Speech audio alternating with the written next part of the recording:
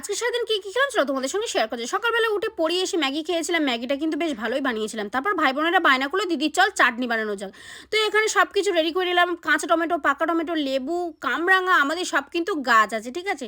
তো সব কিছু কেটে কুটে সুন্দর করে বানিয়ে খুব মজা করে সবাই ছাদে বসে খাওয়া দাওয়া করলাম।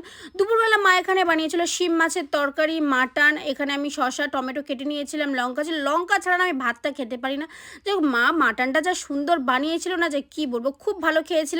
তারপরে আবার বিকালে আমার 3টে পড়ানো ছিল, ছুটলাম পড়াতে। প্রত্যেক দিনই আমার কম বেশি পড়ানো থাকে, শুধুমাত্র সানডেটা বাদ দিয়ে। তো তারপরে সন্ধ্যাবেলা যখন কাকিমাদের বাড়ি পড়াতে গেছিলাম, মানে ইরফানকে পড়াতে গেছিলাম, কাকিমা কত কিছু দিয়েছে দেখো। এখানে চানা আছে, কত রকমের ফল আছে, স্ট্রবেরি ছিল, কুমড়োর চপ ছিল আর ধনেপাতার চপ। এটা কিন্তু কাকিমা নিজেই হাতে বানায়, খুব ভালো করে জানো তো, খুব সুন্দর করে। আর রাত্রেবেলা খেয়েছিলাম পরোটা আর চিকেন কষা। তোমাদের ভিডিওটা কেমন লাগলো অবশ্যই কমেন্টে জানাতে বলুন। আজকের মতো আসি, টাটা।